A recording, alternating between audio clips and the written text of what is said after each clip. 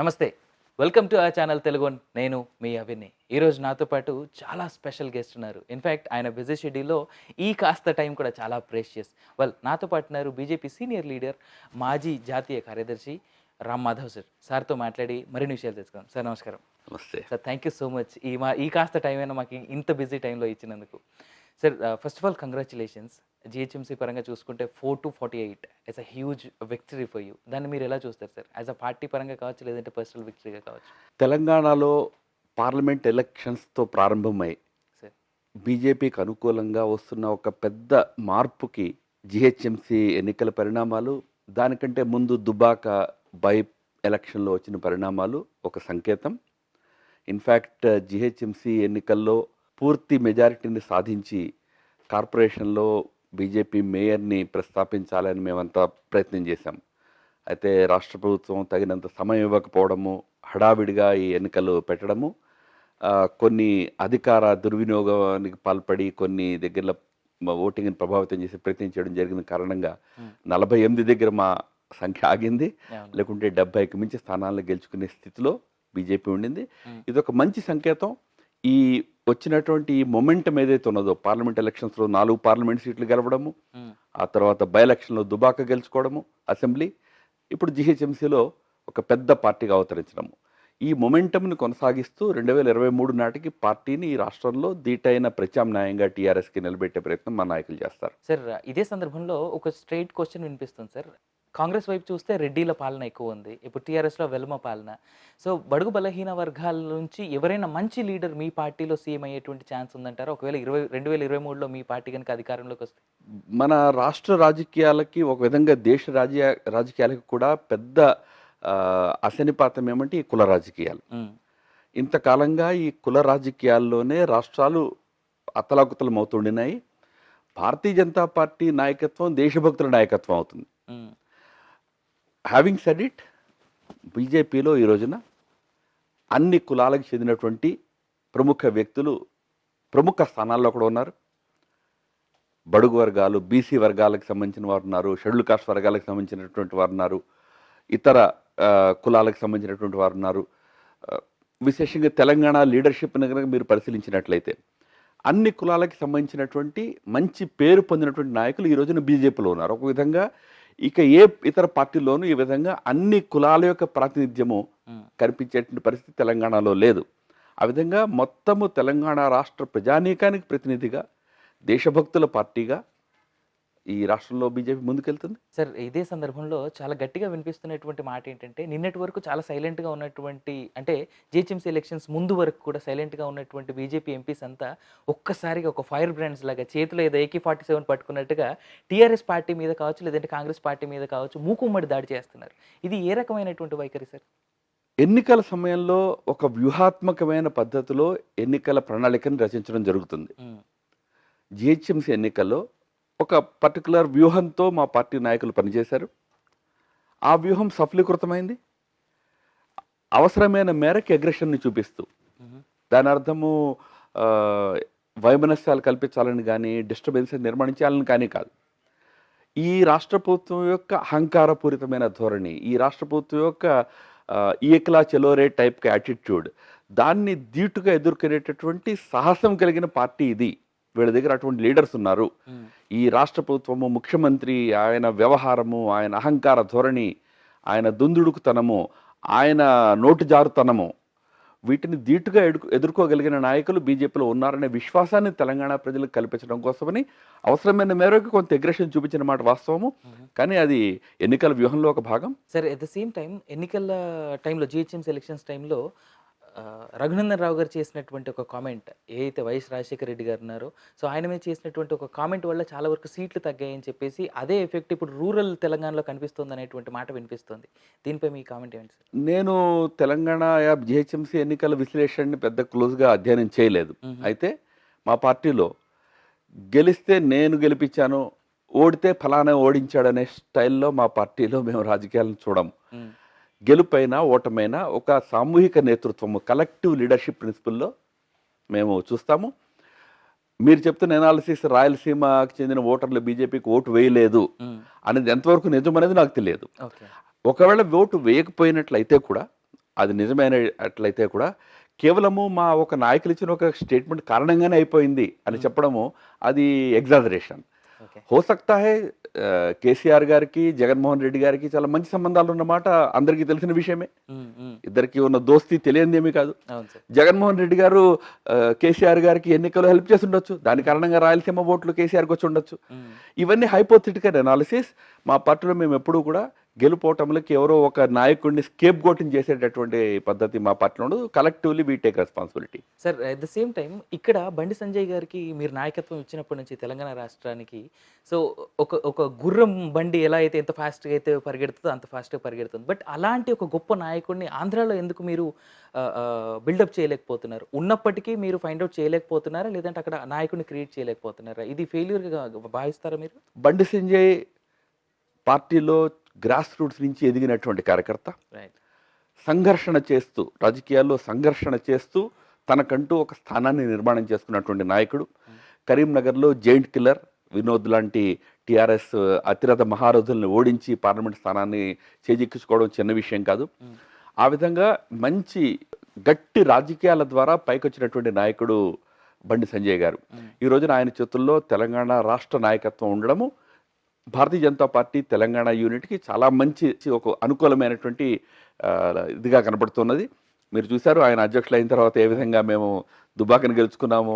జిహెచ్ఎంసీలో కూడా ఆయన చాలా మంచి ఉత్సాహంగా పనిచేసి పార్టీని గెలిపిస్తున్నారు. ముఖ్యంగా బండి సంజయ్లో ఒక మంచి విషయం ఏమంటే గ్రాస్ రూట్స్ నుంచి ఎదిగిన కార్యకర్త అయిన కారణంగా అందరినీ కలుపుకుని పోయే స్వభావంలో ఆయన ఉన్నారు. మీరు దుబ్బాక విజయం వెనకాల కానీ జిహెచ్ఎంసీ విజయం వెనకాల కానీ ఒక విషయాన్ని తప్పనిసరిగా గమనించాలా.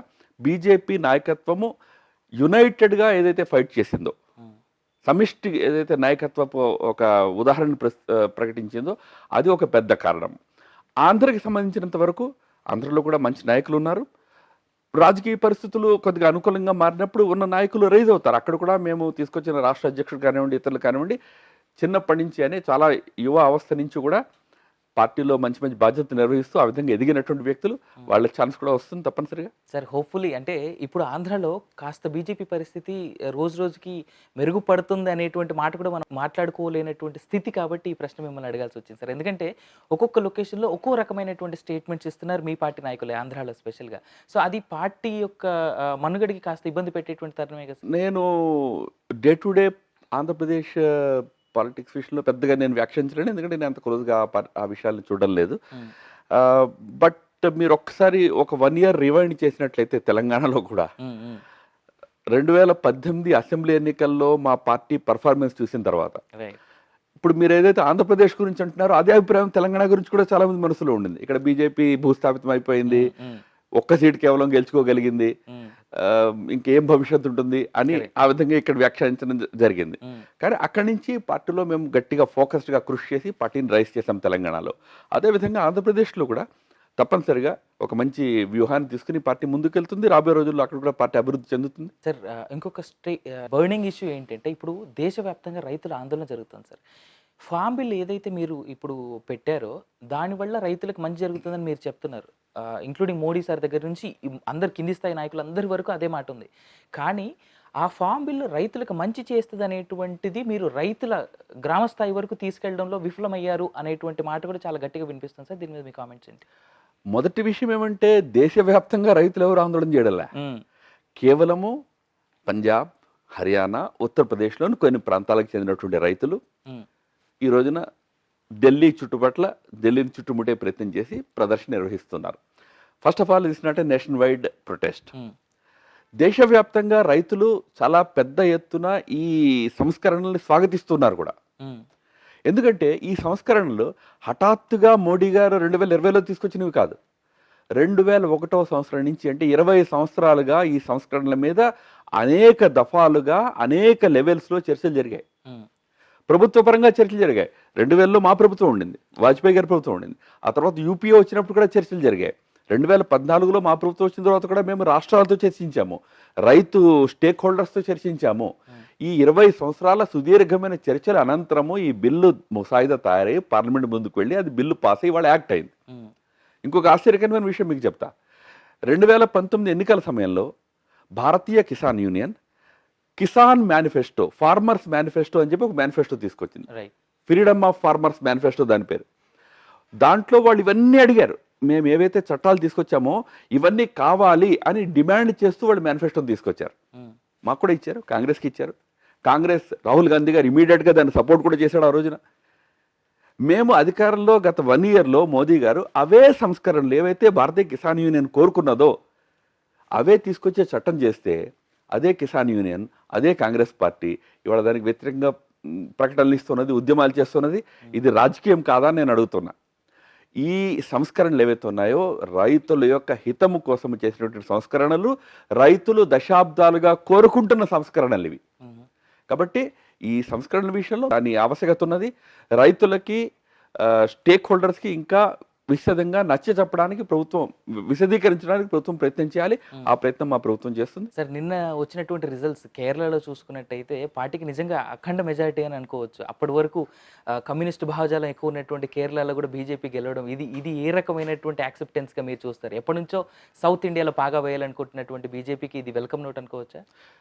కేరళలో పోలరైజ్డ్ ఎలక్షన్ జరుగుతుంది ప్రతిసారి కూడా. అక్కడ 2 పెద్ద గ్రూప్స్, ఒకటి ఎల్డిఎఫ్, రెండోది యూడిఎఫ్. కాంగ్రెస్ నాయకత్వంలో ఒక గ్రూప్, కమ్యూనిస్టుల నాయకత్వంలో ఒక గ్రూప్ ఉంటుంది. లోకల్ బాడీస్లో సహజంగా అధికార పార్టీకి అనుకూలంగా ఉంటుంది. అధికార పార్టీ తన అధికార దుర్వినియోగానికి కూడా పాల్పడే అవకాశం ఉంటుంది. అటువంటి పరిస్థితుల్లో, అటువంటి వాతావరణంలో ఒక థర్డ్ ఫోర్స్గా బీజేపీ ఎదగడము, అక్కడ దాదాపు ఒక 23-24 గ్రామ పంచాయతీలను చేజిక్కించుకోవడము, 2 మున్సిపాలిటీలను చేజిక్కించుకోవడము, అండ్ త్రివేంద్రం కార్పొరేషన్లో పెద్ద పార్టీగా, సెకండ్ బిగ్గెస్ట్ పార్టీగా అవతరించడము, ఇవి బీజేపీ పెరుగుదల సరైన దిశలో కేరళలో కూడా ఉన్నది అనడానికి సంకేతాలు. ఇంకా కష్టపడి అక్కడ 2 ఏళ్లలో అసెంబ్లీ ఎలక్షన్స్ ఉన్నాయి. అసెంబ్లీ ఎలక్షన్స్ నాటికి పార్టీని ఇంకా బలోపేతం చేయవలసిన అవసరం అయితే ఉన్నది. సార్, తమిళనాడు రాజకీయాల వైపు చూస్తే కనుక రజనీకాంత్ గారితో బీజేపీ పార్టీయే వెనకాతలో ఉండి పార్టీ పెట్టిస్తుంది అనేటువంటిది ఒక చాలా పెద్ద స్టేట్మెంట్ వినిపిస్తుంది. ఇది అలిగేషన్ అనుకోవచ్చా, లేదంటే వాస్తవం అనుకోవచ్చా, లేదంటే బీజేపీకి రజనీకాంత్ గారి కొత్త పార్టీకి ఎలాంటి సంబంధం లేదనుకోవచ్చా? రజనీకాంత్ గారు రాజకీయాల్లోకి వస్తారు అనే మాట గత 10 ఏళ్లుగా వినపడుతున్నది. ఫైనల్గా ఆయన బహుశా జనవరి నుంచి పార్టీని ప్రారంభం చేస్తారని ఒక సంకేతాన్ని ఇచ్చున్నారు.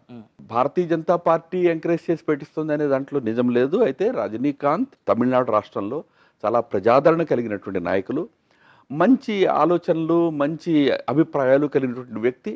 అటువంటి వ్యక్తి తమిళనాడు రాజకీయాల్లో వచ్చినట్లయితే ఈ రోజున తమిళనాడు రాజకీయాలు ఒక మంచి పరివర్తన, మంచి మార్పు దిశగా పోతున్నాయి. గత కాలపు రీజనల్ పాలిటిక్స్, ద్రవిడ్ పాలిటిక్స్ నుంచి బయటకు వచ్చి ఒక జాతీయ రాజకీయాల్లో భాగస్వాములు అవడానికి తమిళనాడు ప్రజలు కూడా ఉత్సాహంగా ఎదురు చూస్తున్నారు.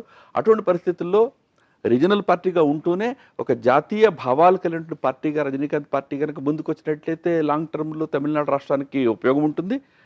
బీజేపీకి సంబంధించినంత వరకు, నాకు తెలిసినంత వరకు ఆ రాష్ట్రంలో బీజేపీ తన బలాన్ని మరింత పెంచుకునేటందుకే ఈ సమయంలో ప్రయత్నం చేస్తున్నది. సార్, దేశవ్యాప్తంగా మన భౌగోళిక పరిస్థితుల గురించి మాట్లాడుకుంటే పీఓకే మీద పెట్టినటువంటి శ్రద్ధ సిఓకే మీద పెట్టట్లేదు బీజేపీ పార్టీ.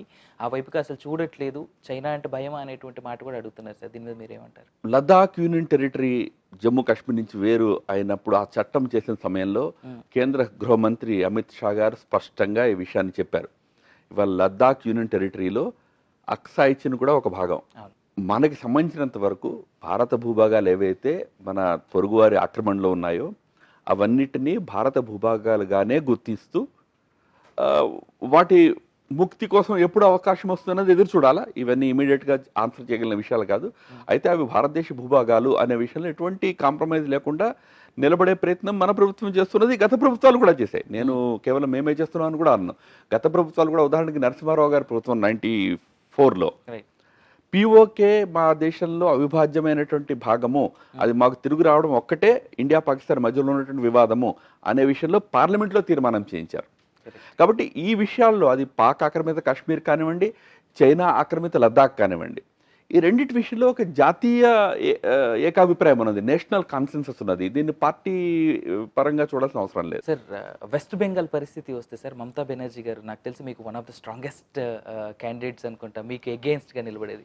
సో నిన్న అమిత్ షా గారి పర్యటనలో భాగంగా ఇప్పుడే మొదలైంది ఆట, సో మనం ముందు చూసుకుందాం అని చెప్పేసి అమిత్ షా గారు ఒక మాట అన్నారు. దీన్ని ఏ రకంగా మనం చూడొచ్చు సార్ రానున్న రోజులు?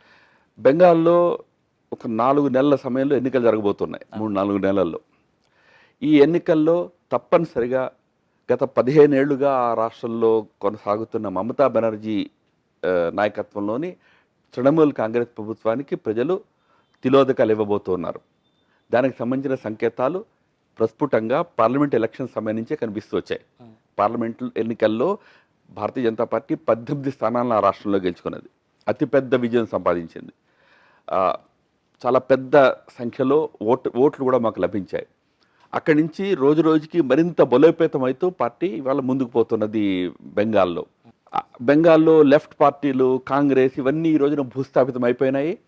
ఈ రోజున direct fight between TMC and BJP, అటువంటి పరిస్థితి వెస్ట్ బెంగాల్లో ఈ రోజున ఉన్నది.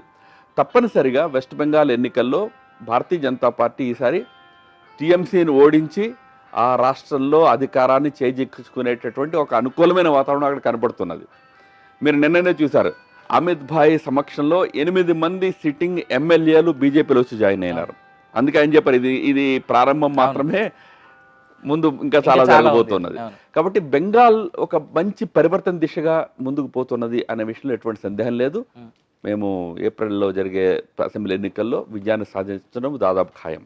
సార్, చివరిగా మన ఈ ఇంటర్వ్యూని క్లోజ్ చేసే కన్నా ముందు భారతదేశ ఆర్థిక వ్యవస్థ రోజు రోజుకి బలహీనపడుతుంది అనేటువంటి మాట మీకు కూడా తెలుసు ఇన్ఫ్యాక్ట్. సో దీన్ని ఏ రకంగా ఇంకా రానున్న రోజుల్లో ఎలాంటి రిఫార్మ్స్ మనం చూడబోతున్నాం? ఎందుకంటే రోజు రోజుకి బ్యాంకింగ్ స్కామ్స్ చాలా బయటకు వస్తున్నాయి. నిన్న ఎస్బీఐ అండ్ కెనరా బ్యాంక్ ఇది కూడా 8,500 కోట్లకు సంబంధించినటువంటి బ్యాంకింగ్ స్కామ్ని మనం చూసాం. సో దీన్ని భారతీయ ఆర్థిక వ్యవస్థను మీరు ఏ విధంగా స్ట్రాంగ్ చేయబోతున్నారు? భారతీయ ఆర్థిక వ్యవస్థ కరోనా కారణంగా దెబ్బతిన్న మాట వాస్తవం. ఒక పెద్ద ఛాలెంజ్ని ఇవాళ భారతీయ ఆర్థిక వ్యవస్థ ఎదుర్కొంటున్నది. దీని నుంచి బయటకు రావడం కోసమని మోదీ గారి ప్రభుత్వం కూడా అనేక రకాలైనటువంటి ఇంపార్టెంట్ స్టెప్స్ తీసుకుంది. అనేక రకాలైన సంస్కరణలు కూడా తీసుకొచ్చింది. గత 5-6 సంవత్సరాలుగా భారతదేశపు ఆర్థిక వ్యవస్థలో ఉన్నటువంటి కొన్ని మౌలికమైన సమస్యల్ని దూరం చేసే ప్రయత్నం కూడా మోడీ గారు చేశారు. ఉదాహరణకి మన ఆర్థిక వ్యవస్థలో కరప్షన్, అదేవిధంగా బ్లాక్ మనీ, ఇవి పెద్ద సమస్యలుగా ఉన్నాయి. ఈ రెండింటిని సమాప్తం చేశాము. ఆర్థిక వ్యవస్థ ముందుకు పోతున్న సమయంలో కరోనా వచ్చింది. దీని నుంచి మళ్ళీ బయటకు వచ్చి ఆర్థిక వ్యవస్థని పటిష్టం చేసేందుకు ఒకవైపు ప్రభుత్వము, రెండో వైపు ప్రజలు ఇద్దరూ కలిసి ఆత్మనిర్భర్ భారత్ అనే ఒక సంకల్పాన్ని తీసుకుని ముందుకు వెళ్ళాలి. దేశ ఆర్థిక వ్యవస్థ తన కాళ్ళ మీద తాను నిలబడాలి. అందుకోసం ప్రభుత్వాలు ప్రయత్నం చేయాలి, కేంద్రము, రాష్ట్ర ప్రభుత్వాలు. మరోవైపున ప్రజలు కూడా, ఎంటర్ప్రినర్స్, ఇన్వెస్టర్స్, వీళ్ళు కూడా తమ వంతు భాగంగా తమ కాళ్ళ మీద తాము నిలబడే ప్రయత్నం చేయాలి. అటువంటి ఒక ఆత్మనిర్భర్ భారత్ దిశగా భారతదేశాన్ని ముందు తీసుకెళ్లి ఈ ఆర్థిక సమస్యల నుంచి భారతదేశాన్ని బయట తీసుకొచ్చే ప్రయత్నం ప్రభుత్వం చేస్తున్నది. కొన్ని రోజులుగా మనం గమనించుకుంటే తెలుగు రాష్ట్ర ముఖ్యమంత్రులు, గత ముఖ్యమంత్రి చంద్రబాబు నాయుడు గారు, ఇప్పుడున్నటువంటి కేసీఆర్ గారు, అలాగే వైఎస్ జగన్మోహన్ రెడ్డి గారు, ముగ్గురిని కూడా మీరు జైల్లో పెడతాం ఖచ్చితంగా ముగ్గురిని అనేటువంటి మాట మీ నాయకుల దగ్గర నుంచి చాలా గట్టిగా వినిపిస్తుంది సార్. అదే రీజన్ అనుకోవచ్చా? ఇమ్మీడియట్గా హుటాహుటిన జిహెచ్ఎంసీ ఎలక్షన్స్ తర్వాత కేసీఆర్ గారు కావచ్చు, జగన్మోహన్ రెడ్డి గారు ఇద్దరు ఢిల్లీ ప్రయాణం? జిహెచ్ఎంసీ ఎన్నికలు డెఫినెట్గా టీఆర్ఎస్ నాయకత్వానికి ఒక పెద్ద షాక్ ఇచ్చిన మాట వాస్తవం. కాబట్టి ఆ షాక్ నుంచి కోలుకునేందుకు మరి ఢిల్లీకి ఎందుకు వెళ్ళారు అనే దానికి సమాధానం వాళ్ళే ఇవ్వగలుగుతారు. వెండెట్టా పాలిటిక్స్, విద్వేషపూరిత రాజకీయాల విషయంలో మేము ఎప్పుడు కూడా దాని పట్ల మాకు విశ్వాసం ఎప్పుడు ఉండదు. చట్ట సంస్థలు, ఇన్వెస్టిగేటింగ్ ఏజెన్సీస్ తమ పనిని తాము చేసుకుంటాయి. నాయకులకి, ఆంధ్రప్రదేశ్ ముఖ్యమంత్రి కానివ్వండి, తెలంగాణ ముఖ్యమంత్రి కానివ్వండి, వాళ్ళ హిస్టరీ వాళ్ళకున్నది. దాని ఆధారంగా ఏ చర్యలు తీసుకోవాలో ఆ చర్యలను ఏజెన్సీస్ తీసుకుంటాయి. మా పార్టీకి సంబంధించినంత వరకు పార్టీని దీటైన ప్రత్యామ్నాయంగా ఈ రాష్ట్రంలో నిలబెట్టడమే మా లక్ష్యము. ఢిల్లీ యాత్రలు ఎందుకు చేస్తున్నారు దానికి సమాధానం వాళ్ళే చెప్పగలుగుతారు. సార్, రానున్న రోజుల్లో మీ మేజర్ కాన్సన్ట్రేషన్ ఏ రాష్ట్రం మీద ఉండబోతుంది? ఎందుకంటే అక్కడక్కడ ప్రతి రాష్ట్రంలోనూ ఎలక్షన్స్ రాబోతున్నాయి ఇప్పుడు. సో ఇందాక మనం అనుకున్నట్టుగా 4 నెలల్లో ఇప్పుడు వెస్ట్ బెంగాల్లో ఎలక్షన్స్ ఉన్నాయి. సో ఇలా మీరు ఏ స్టేట్ మీద మేజర్ కాన్సన్ట్రేషన్ చేయబోతున్నారు ఇప్పుడు? నేనేం చేయాలనేది నేను నిర్ణయం చేసుకోలేను, మా పార్టీ నాయకత్వం నిర్ణయం చేయాలి. నేను గత 6 సంవత్సరాలుగా పార్టీ జనరల్ సెక్రటరీగా ఉన్నా. ఈ 6 సంవత్సరాల టర్మ్ పూర్తయిన తర్వాత నేను జనరల్ సెక్రటరీ పోస్ట్ నుంచి నేను రిలీవ్ అయినా. కొత్తగా నాకు ఏ బాధ్యతలు అప్పగిస్తారనేది రాబోయే రోజుల్లో తెలుస్తుంది. మేము అడగాల్సినటువంటి క్వశ్చన్కి ఆన్సర్ మీరే చెప్పారు సార్. మిమ్మల్ని క్యాబినెట్లోకి తీసుకుంటున్నారు అనేటువంటి మాట చాలా గట్టిగా వినిపిస్తుంది. తెలుగు రాష్ట్రాల నుంచి స్పెషల్గా ఒకరిద్దరు మినిస్టర్లని ఇంకా ఎక్స్టెండ్ చేయబోతున్నారు అనేటువంటి మాట కూడా తెలుస్తుంది. నేను ఆర్ఎస్ఎస్ ప్రచారకుని. ఆర్ఎస్ఎస్ ప్రచారకులు ఆర్గనైజేషన్ వర్క్ చేయడం కోసం మాత్రమే ఉంటారు, అధికార హోదాల్లో ఉండడానికి ఉండరు. ఆర్ఎస్ఎస్ ప్రచారకగా పార్టీ నాకు ఏ బాధ్యత ఇస్తే ఆ బాధ్యత నిర్వహించడం కోసమే నేను వెయిట్ చేస్తున్నాను. Okay. Sir wishing you very very all the best. We thank you. Wish to see you in bigger positions. ఎందుకంటే ఒక తెలుగు రాష్ట్రాల నుంచి ఉన్నటువంటి వ్యక్తి బేసిక్గా పార్టీ ప్రెసిడెంట్ అవుతారనేటువంటి ఆశలో చాలా మంది ఎదురు చూశారు. But we are wishing you all the very best. ఆ పొజిషన్లో మిమ్మల్ని చూడాలని తొందరలోనే. Thank you so much for your time. Thank you. So అది రామాధవ్ గారితో మాట మంతి. ఒక మాట మాత్రం వాస్తవం, బీజేపీ చాలా స్ట్రాంగ్గా చూస్తుంది భారతదేశం మొత్తాన్ని. తనదైన శైలిలో దేశాన్ని ముందుకు తీసుకెళ్లాలనేటువంటి ఆశతో కొత్త కొత్త రిఫార్మ్స్ తీసుకొస్తూ ముందుకెళ్తుంది. చూద్దాం రానున్న రోజుల్లో ఎలాంటి వైఖరిని ప్రజలు చూపిస్తారు బీజేపీ పార్టీ పైన. Thank you so much for watching our channel Telugu. నేను అవిని సైనింగ్ ఆఫ్.